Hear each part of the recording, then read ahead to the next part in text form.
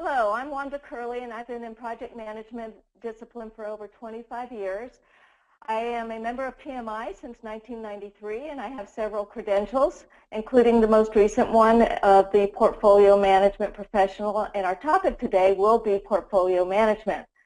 With that, I will be discussing portfolio management and the certification with Sandy Cobb. So I'm going to turn it over to Sandy Cobb for her to introduce herself, and then she will start with the questions.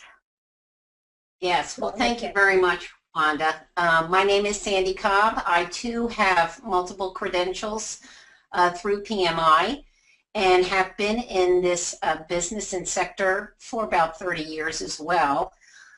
My recent credential was last year. Like Wanda, we were both part of the pilot program for the PFMP. And my credentials with PMI are the standard project management professional, the program management professional, and the portfolio management professional. And that's what we're going to be discussing today with Wanda, because she is a wealth of knowledge. I am a lifelong learner and always like to seek out these great people that have this insight, and we're hoping that we can share it through our discussion today. So with that, I am dressed in green because we are celebrating Gasparilla and the St. Patty's Day Parade.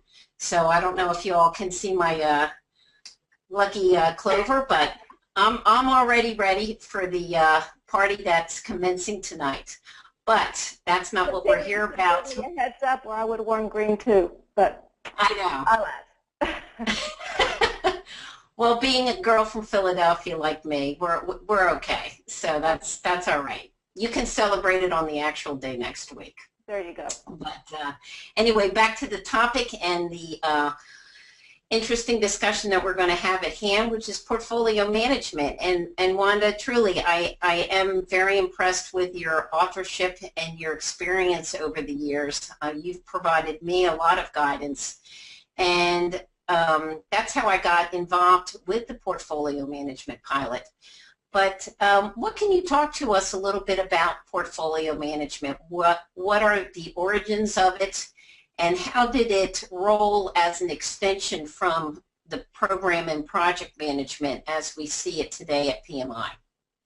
Okay, portfolio management has really been around for quite a few years. A dear friend of ours, Brian, tells me all the time that a corporation, no matter how big or small, doesn't have a blank check.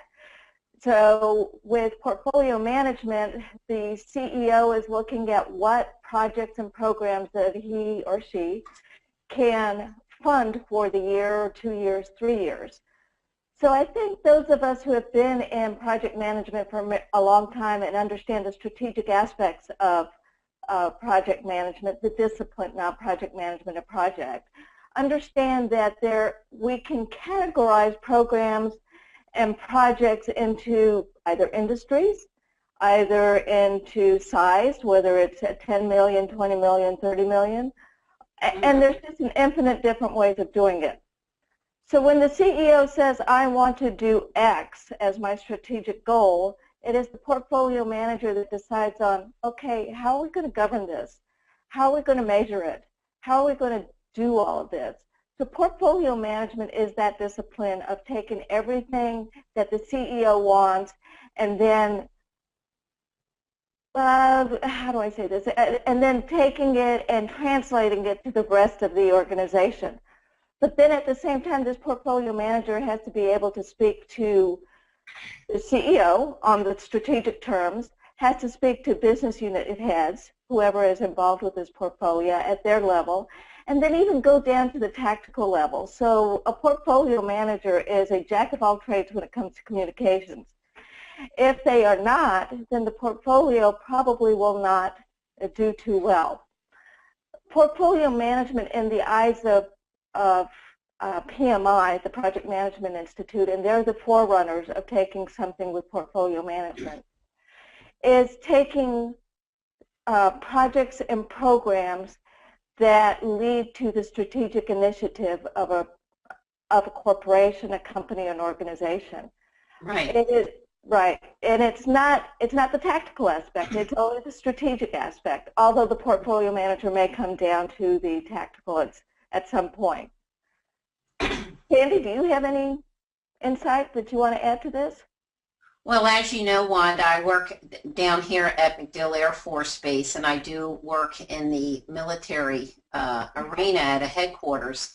And that's exactly what I've been doing for the last couple of years, is working on developing the strategic alignment for the portfolio. And not only from a technical aspect, even though I am in the IT directorate, but we're looking to align it to all the branches and divisions within our organization so that they're working together towards common goals and common priorities. And with those priorities, that will also allow us to make better decisions on funding requirements and what needs to go forward over and above all the mission critical issues and activities that need to go on. So it's very important that we, across all boundaries within our organization, and kind of take the same first step together. And that's really what we're trying to do. And you spoke about measurements. We are going through seeking out how we can best show measurements to the CIO and to the other directorates as we move forward, because some of the results and some of the goals are a combination of not only project KPIs and project measurement capabilities, but a lot of them are somewhat soft and subjective. Right. So we are working through a lot of scenarios to try to work through that and make sure, one, it's understandable and achievable, and that people recognize it, because we don't want to build anything that's not unrecognizable. So you're right on target as far as that is concerned. Yes. So Sandy, a couple of things that you said. One, yeah, portfolio management is somewhat new to project management. Yes. Although for those of us that have been in the strategic area, it's really been around for a long time. But Yes. I think we're finding that whether it's in the government arena or whether it's in the commercial arena, when we say portfolio, instantly everybody goes to thinking about, oh, my financial portfolio. Right. Yes. So while there are some commonalities, portfolio management is slightly different. Well, not slightly. It's a big difference than your financial portfolio. There is a financial aspect to it, but it actually takes, as you said, objectives and common goals of the organization at a strategic level and trying to drive it towards the whole organization. And sometimes I have found with people that are part of the portfolio, especially down at the project level or down at the program level, since they don't see what's going on at the portfolio level because they are so far down, that as a portfolio manager, we may decide that to cancel a project for some reason, Right. because we have found that there's another project that's actually somewhat hidden in the organization, don't know how it was hidden, but we found it at a later date, and it's actually doing better and meets the objectives better than the one that we currently have in the portfolio. Yes. And those projects don't seem to understand. They take it personally. But Yes, they do. Yes. And I guess I would too if I were the project manager. But we at the portfolio have to kind of be agnostic to all of that and lead the organization to, as we say, a common objective. So I have found that talking to these project managers that are on the canceled ones and letting them know why we're doing it is a good learning experience for them and for me as well, and helping them place their resources. Does that happen in the military environment as well? It does. It does quite a lot. So resourcing is very, very important. Of course, you know, I was notice you were making some great comments that you know, there's a lot of content out there now on advocating for portfolio management, and the difference they have out there, almost from a tagline standpoint, is that project management is about getting the work right, Right. And portfolio management is about getting the right work. And so that involves prioritization, getting everybody working on the same movement, looking at financials, but more importantly, it's assigning the right skills at the right time, because organizations certainly are trying to do more with less, which I know is a lot of a phraseology that a lot of people are cringe at when they hear. But in all honesty, people who are doing modernization efforts are also being tagged to do support and sustainment issues as well. But what I wanted to do was, you brought up a really good point about that there's a difference between financial portfolio management and regular portfolio management. I think that there might be some threads that cross over, but what do you see as some of the key differences between financial portfolio management and portfolio management from a project perspective? Well, financial portfolio management is really focusing on financials, whether it be for an individual or whether it be for a corporation. But they are honing in on, what is the stock market doing? Do I go into mutual bonds? Do I do this? Yes, they have KPIs, and yes, they have objectives, but it's really geared towards the financial aspect. Whereas project portfolio management, as PMI calls it, is more than financials. It's looking at, how do we get the organization going into one area of a goal, and making sure that we meet it financially, that we meet it in the scope of the goal, that we can measure it, whether it be soft or whether it be hard, whether we can lead to the benefits that the organization wants. For example, is it increasing sales by 10% in the next 3 years? We have to develop a roadmap to get there. And that roadmap has to help everybody march to the same beat of the same drummer. And whereas on financial portfolios, especially at the individual level, there's the risk is about one person or about the corporation. And so if I'm somebody who's risk averse, I may have a very tentative financial portfolio. Whereas somebody who's willing to take more risk might have a very complex one and have more high-risk finances. Yes. For a project portfolio, we have to assess what the risk is of the overall organization and how we want to get there. Do we want to get there quickly? Do we want to get there in a more measured manner? And you've got to assess that throughout the organization. So it's not just one person. It's the whole organization and their risk. And also you have to take into the CEO. Is the CEO risk averse, or is the CEO one who's willing to take measured gambles? So there are some differences, but there are some commonalities. I do always wonder why PMI selected the word portfolio to drive their project portfolios. But in a sense, I guess it's kind of the same. I just wish they had selected a different noun for it.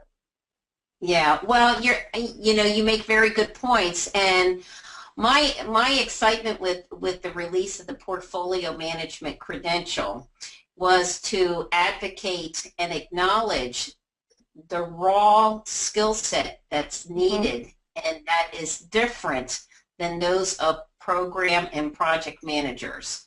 I see it as an opportunity to increase our career ladder path, whether it's portfolio or program or portfolio, however the organization wants to do it.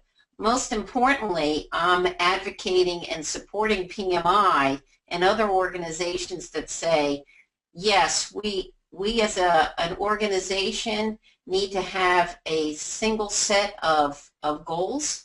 We need them to be measured and achievable and relevant and time-bound, so that people, no matter how many divisions, they're marching forward to the same thing. And I believe that recognition is going to provide a great movement to recognize that relationship and then provide those program and project managers the capability to get the seat at the table, and really understand what is the pulse of the organization, because you're exactly right, going back to a point that you said that there were some different characteristics. It's the CEO, it's all about the different types of risks within the organization, the division, and the CEO, but it's also the culture of the sector that they're in as well. Right. Wouldn't you agree? Oh, Yeah. absolutely. I mean, let's face it, healthcare is probably more risk adverse than, let's say, IT organizations. IT organizations that are risk adverse don't make it too long because they have to be willing to take that next step.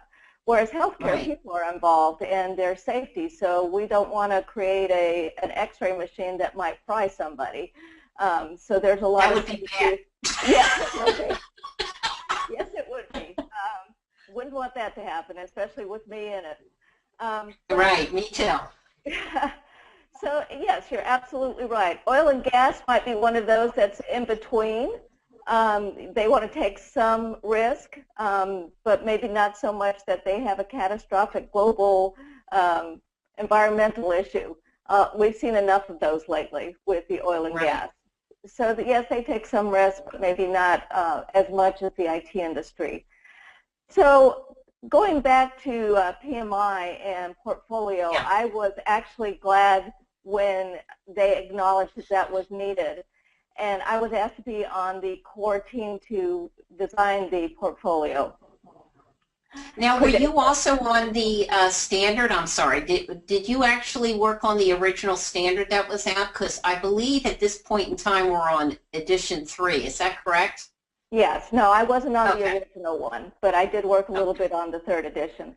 There you go. That's why it's better.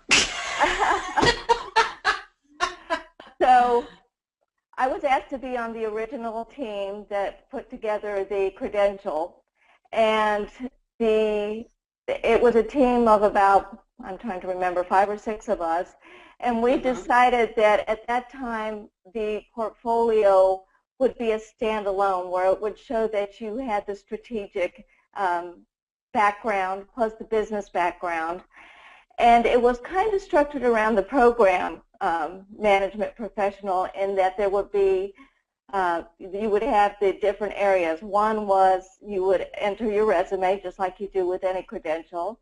Then second, you would have to do the panel, which is where you answer 5 questions on your background, and you have to pass it before you can go take the test. At that time, the program had also what they called the MRA. Since we decided not to do that on the portfolio, PMI decided to take it away from the PGMP, which made a lot of people happy. Yes, so it's all about added value, right? Absolutely. And as I was mentioning, PMI has done away with the MRA for the program management professional, so it was decided that the portfolio would follow along with the program. So you have to initially put in your qualifications, which is the business. You have to have 8 years of business. Then you have to pass the panel review, and the panel review is 5 questions where you're independently judged by somebody who is also portfolio certified. And then you have the opportunity to take the test.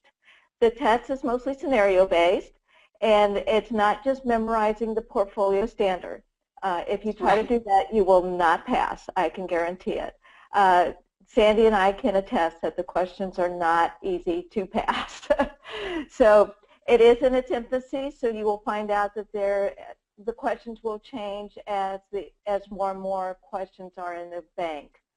So Sandy, what did you think about the test when you took it? Well, I think, Wanda, you've hit all the relevant points and major points.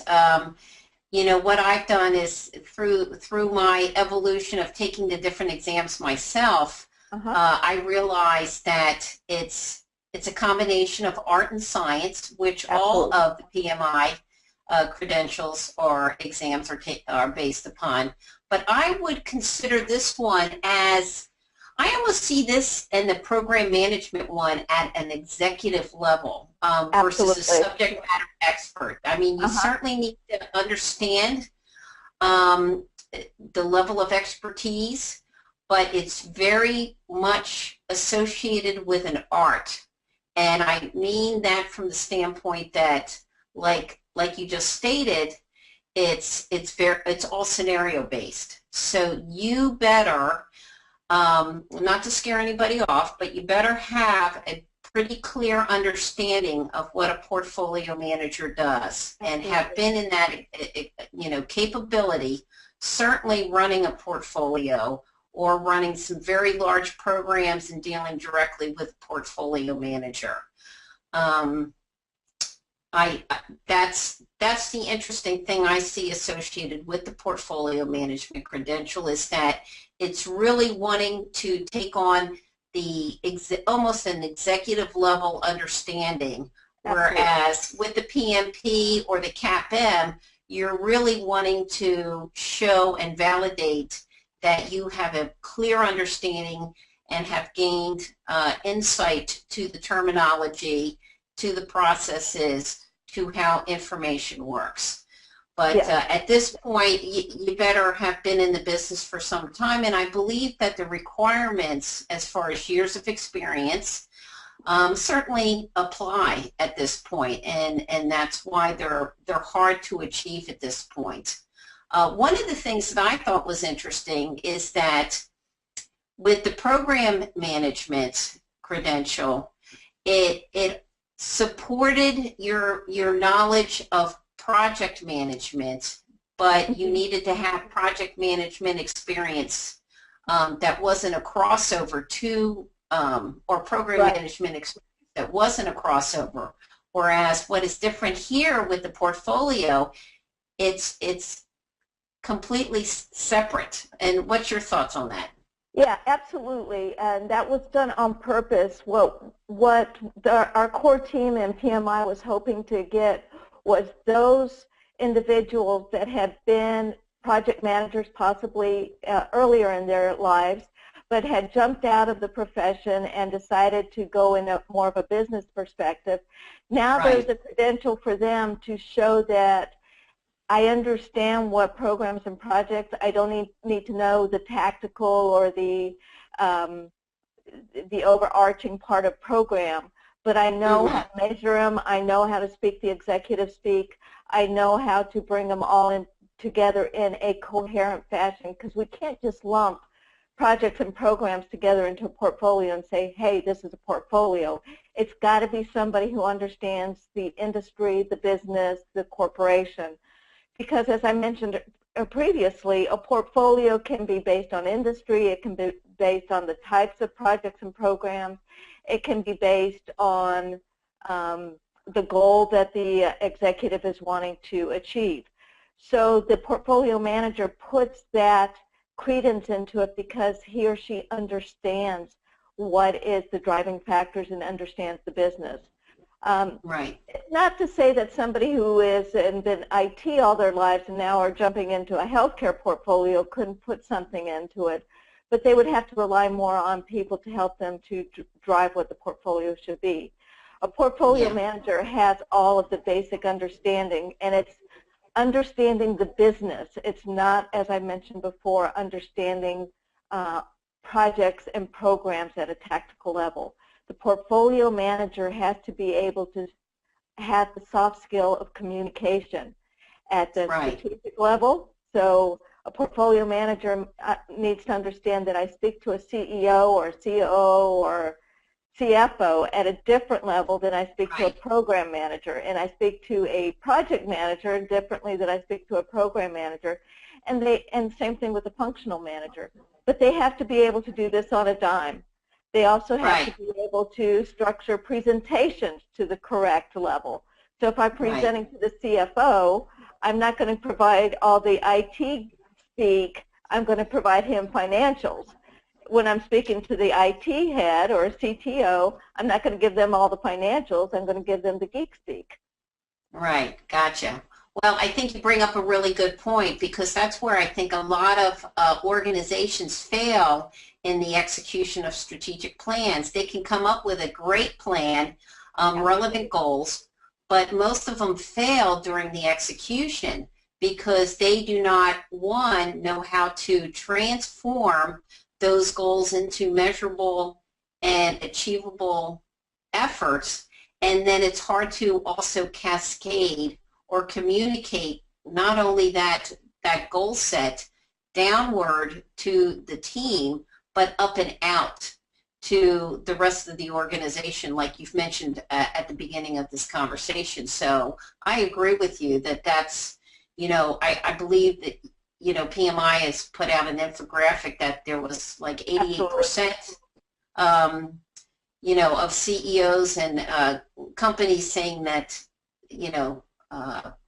strategy and execution really needs to, be successful, but it's only maybe 1/3 or even less that actually can do it successfully.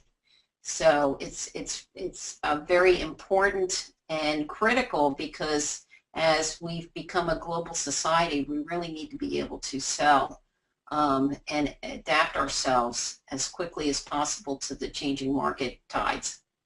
Yeah, speaking to that infographic, and I would encourage anybody to go out to PMI and look up the infographic. If you're a member, you'll be able to find it out on their website. But it's interesting that PMI was doing enough research that they were able to capture this need in the industry to give those of us that have done portfolios for many years, whether we called it portfolio or we called it something else because there was no common terminology for it.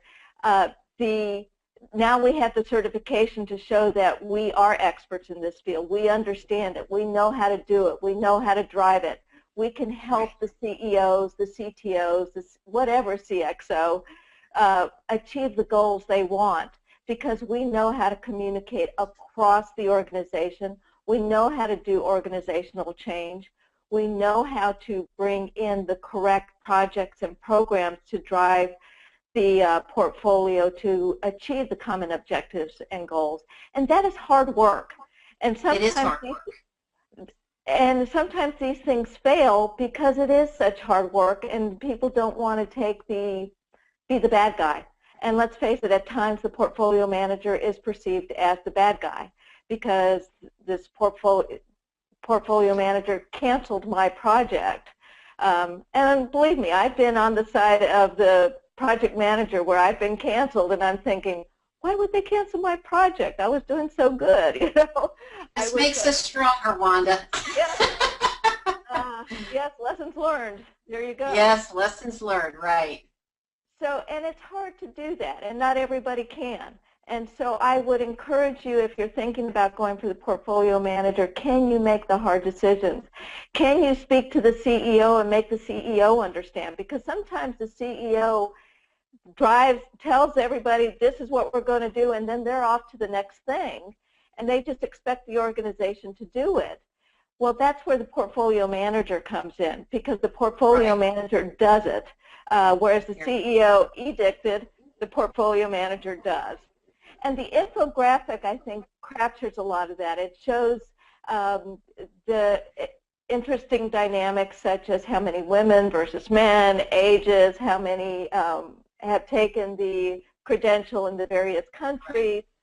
But it also shows what the executives think about the credential. And by and large, all of them think it's the time for it.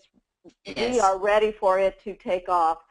And interestingly enough, this certification is taking off. No, it's not going to be like a PMP because this is at a higher level.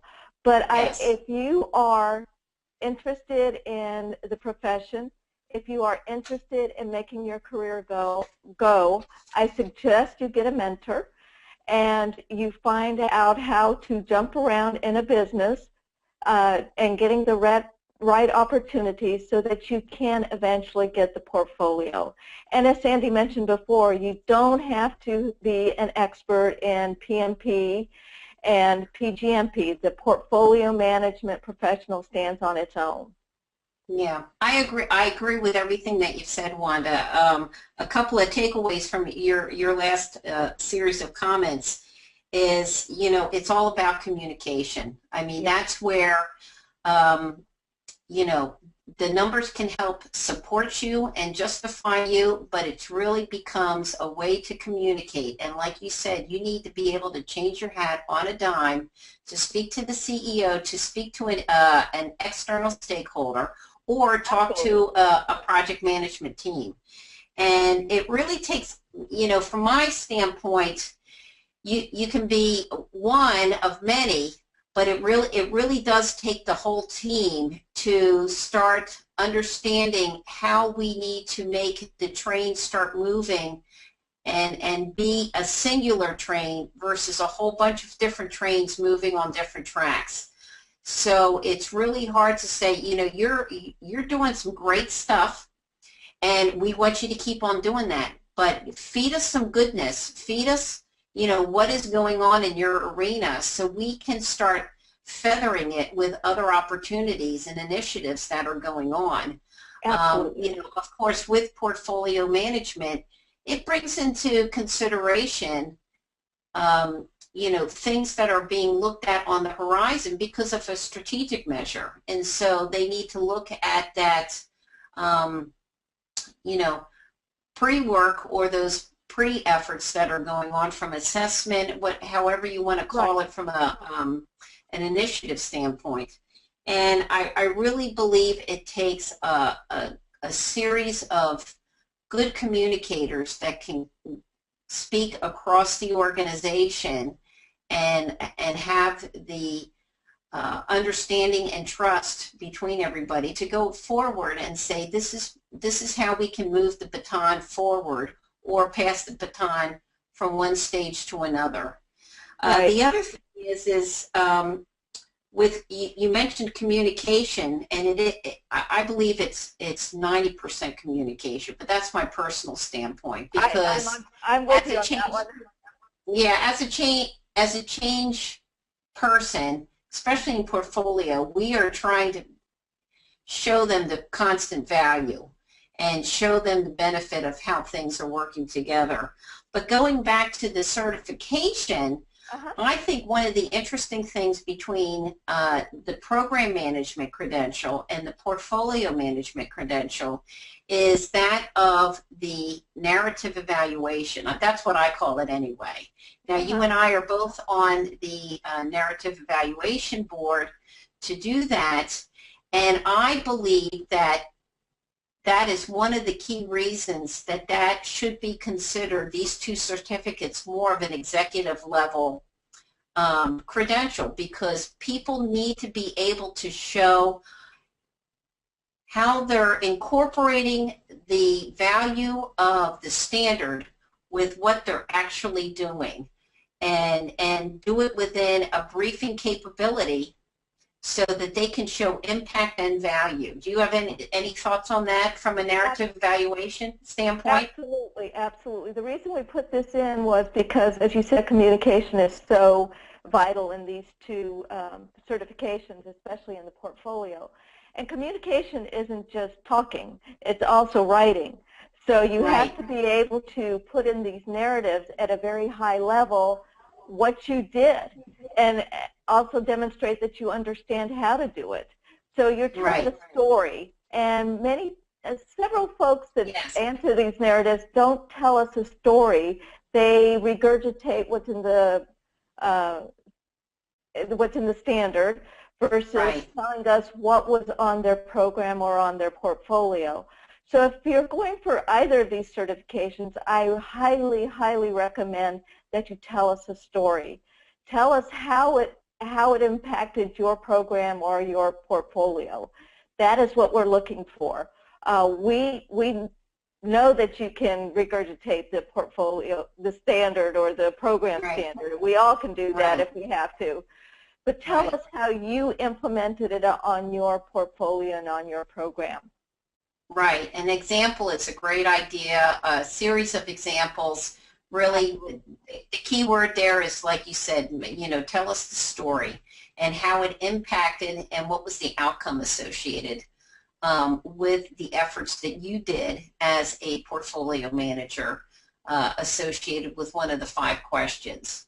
So I think PMI has done a little applause for PMI, but I think that they've done a very good job evolving and maturing this narrative evaluation process, not only with the program management, but now with the portfolio management. And I believe that this is going to be one of the key differentiators for truly showing who can become a program and portfolio manager, not just through being a good test taker. You really have to go through the narrative evaluation and be able to show your stuff, so to speak. Absolutely. And we have a good rubric. We've gone through, I think the program one's been around since the beginning, which is 2009, right? So yeah, 9 or 8.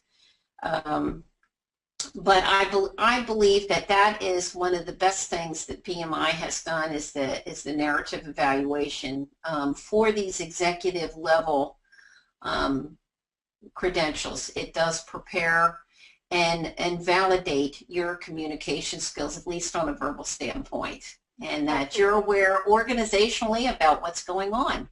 So that's a good point. So wrapping all of this up, portfolio management is about taking your organization, your company, to the goals stated by the CEO, assuming that you're working for the CEO. You may be working for the CFO and putting together a portfolio there, so it depends which area you're working for. But it's driving towards that goal that the executive wants to lead to. You're bringing everybody together so that they are marching, as you said, on one train and not 5 trains. Or another one would be a battleship group. You have the battleship in the middle, but you have everything around it, but they all have to move as one. Or else you have we have to throw in a Navy reference, of course. There you go. Yes. And so you have to bring them all together, and that's what we call our roadmap. And the roadmap brings in together, in year 1, I'm going to do this, in year 2, or you might do it by quarters. It just depends how granular you want to be. But you don't bring it down to the tactical level. You bring it up at the strategic level. And then you, as the portfolio manager, are driving the hard metrics, the hard decisions, and bringing it to the CEO and saying, this program needs to go because we found another one over here that makes more sense, or we need to accelerate this one in order to make this benefit in quarter 2. And that, unless you have the business and unless the business acumen, unless you have done portfolio management in the past, you can't do this because you don't understand all the intertwining. So if you want to become a portfolio manager, I encourage you to go out and get business acumen, and that might mean that you have to step out of the project management discipline. I did not. I was able to find everything I needed to make it to portfolio within the project management discipline. But there are people that step out at an early part and then they go do different areas in business. I just did bigger and bigger projects and did programs, and then it was an easy fit for me to go into portfolio. And that's what I'm doing now. So, Sandy, do you see that any differently? Did you go a different manner than I did? Did you step out of? Yeah, it's interesting. As I was listening to your story, mine's very similar in that I stayed within, I guess, the IT construct, except for the fact, I started off with Big 4 experience, so large consulting experience. You and I both have that similar background. I focused on a lot of utility work, and then I had the opportunity for 12 years to run my own third-party software development company. And so from that standpoint, that really pushed me years ahead into a CEO, consultant, advertising, marketing, HR, designer, business analyst, you know, you talk about sides of a hat. I had to do a little bit of everything. And, you know, it was the team and a great partner that I was fortunate enough to be as successful as I was. But that gave me a very good appreciation for how, you know, you need to be able to be microscopic in providing quality deliverables, but then you, when you're speaking to customers and more importantly you're providing proposals and deliverables, you need to think about not only your pipeline but the future business and revenues, and you know what your market, and is it going to be an expansion of a market and those types of things. So I was given the opportunity to gain that experience, I think a little bit more non-traditionally than most people, because I just decided to step off the track and try it. But I believe that there's our threads and there's elements to both our stories that are very similar. And if people take a look at what their career path is and deciding that they want to go forward and be proactive with their career path, this is the opportunity to do that if they really want to get the insight of what the organizational pulse is, and think about, you know, how are all the different groups working. So your suggestion is very sound. A lot of times organizations provide, you know, temporary transitions, you know, so that they can cross-train. There's a lot of opportunities depending on the size and the organization itself. And there, like you said, the risk insight, you know, whether they really want to cross-train personnel and then keep them. It just all, it depends on the organization, but it starts with the person themselves and what they need to do. So absolutely, the person has to decide to do it. They own their career. So I would suggest to all of you that this is a good stepping stone probably to a COO position. So if you're interested in getting up into going into that organization, take charge of your career, own it, get a mentor, have somebody help you make it. And with that, I want to thank you very much, Sandy, for helping me with this interview today. I had a lot of fun. I did too. Wanda, it's great. I wish you were down here in sunny Florida, but I know you're up in Philadelphia supporting everything, and just have a salty pretzel for me. So that's all I ask. Will do. Thank you. All right. Well, it's been a pleasure. And if anybody has any questions, I hope that they will email you, and we'll be more than happy to offer some guidance and insight, whatever we can do. Absolutely. Okay. Thanks so much for your time. It was great. Okay. Bye-bye.